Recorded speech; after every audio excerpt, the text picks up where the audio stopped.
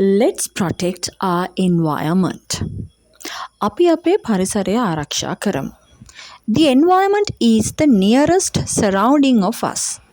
පරිසරය කියලා කියන්නේ අපිට ළඟම වටපිටාව. So, it is our duty and responsibility to protect it. ඉතින් අපිට තියෙන රාජකාරියක් සහ වගකීමක් තමයි ඒක ආරක්ෂා කරන එක.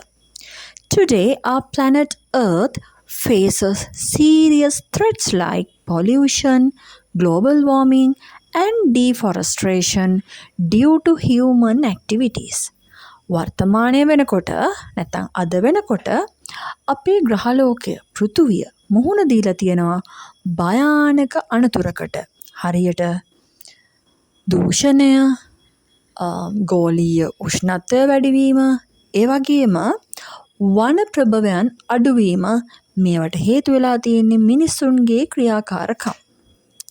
To save the environment, පරිසරය ආරක්ෂා කර ගැනීමට we must change our daily habits immediately.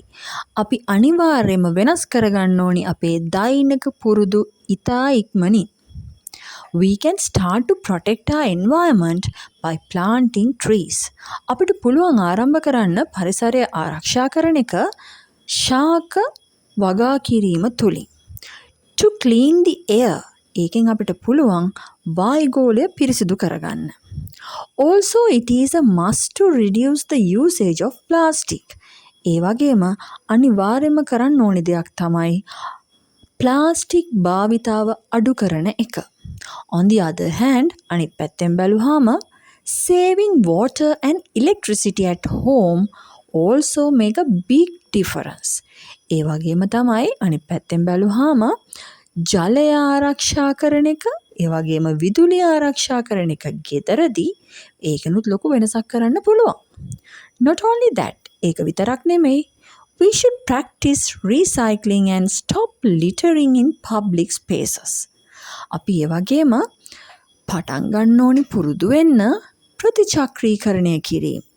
ඒ වගේම අපි නවත්තන්න ඕනි පොදු ස්ථානවල කසල දැමීම. By taking these small steps, මේ පුංචි ක්‍රියාකාරකම්, මේ පුංචි පියවරවල් අපි අනුගමනය කළාම we can ensure a greener and healthier future world.